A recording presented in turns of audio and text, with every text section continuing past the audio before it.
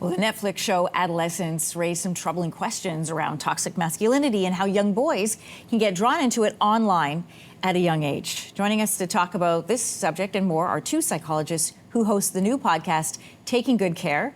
Their latest episode took a deeper look at masculinity, and that's where we're starting today. Andrew Wong is a child psychologist in Toronto. David St. Arnault is joining us from Edmonton, where he leads the Anchor Men's Group. That's a prominent support group for men. Welcome, both of you. Thank you for having us. David, good morning to you in Edmonton. Good morning.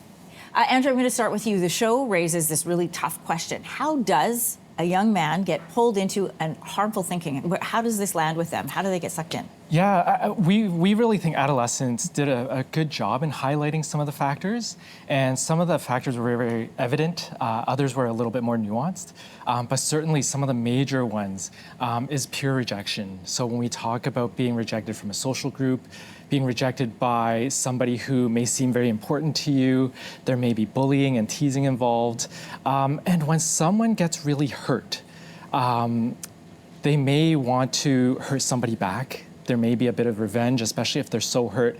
And we have to factor into any kind of mental health issues that the person already has. So when we think about if someone is feeling very low and they're thinking, you know what, I have nothing more to lose here. When someone gets into that state of mind, they may become vengeful. And of course, one of the other big factors is social influence. So when we talk about, peer groups that somebody is hanging out with, and social media nowadays, I think plays a big role because information travels so quickly. What is it about the words that they're hearing, though, or the conversations that they're observing that hook them in? Like, what are the things that are attracting them specifically? I think one of the pieces, especially if we talk, let's say, about social media nowadays, we talk about reels on Instagram and YouTube.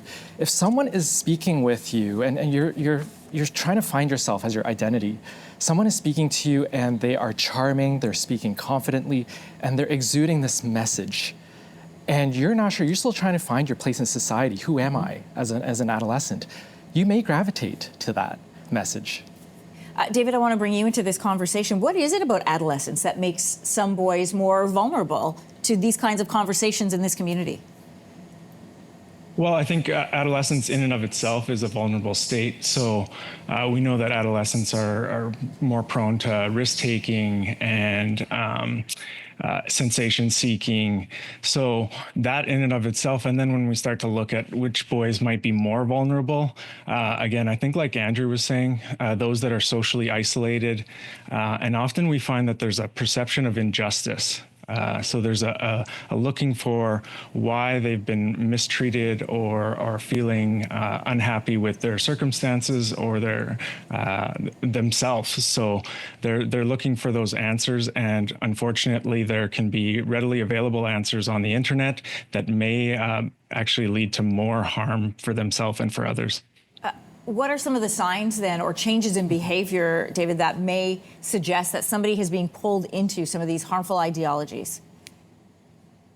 Well, again, I think as a parent or a caregiver for an adolescent, you have to be a bit of a detective and pay attention to clues, because they often are also at this stage in life that they're pushing against a lot of the adults or parents in their life. And so they're going to be perhaps harder to notice these changes, but one of the things is that they don't change quickly. These are generally gradual changes, but you're looking for any significant changes in personality, mood, even appetite, their interests, grades in school, how much time they're spending on the internet.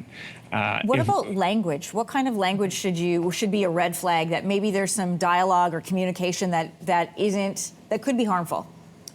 So I would add in terms of the language, so not just seeing what their behaviors are, but listening, right? So hearing any kind of hostile language towards certain groups.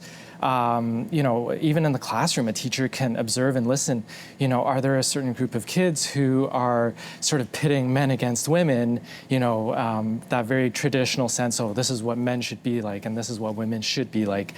So just listening for some of those things in the classroom or even at home. Andrew, going back to the show, you see the frustration and the desperation of parents in this show, but I know that it is echoed by families in real life who have found themselves in this situation saying, I'm hearing this, I'm seeing this, I don't don't know how to access my kid and I don't know how to instigate change. So what can they do? So when parents, caregivers, and even teachers see some of these things, one of the things that Dave and I always say is, don't criticize, right? Try to leave the judgment out of it, but have a conversation. Whenever we criticize and judge, we're putting a wedge and we're dividing people. You know, we're dividing ourselves with the teenagers. What we really want to do is have a conversation to connect. The more information that we can find out, and by having a conversation, then we can move forward. We're essentially telling them, I'm going to give you the attention, I'm going to give you my time to talk about this. And by creating a bond and a trust, then we can start to perhaps influence and navigate them in a different direction if that's where they want to go, and if we think that that's the way that we need to navigate that. David and Andrew, I want to thank you both for coming on today. And I want to remind everybody, if you'd like to hear more from them, you should check out their podcast called Taking Good Care. Andrew Wong and David St. Arnault, thank you for joining us today. Great conversation. Thanks so much. Thank you.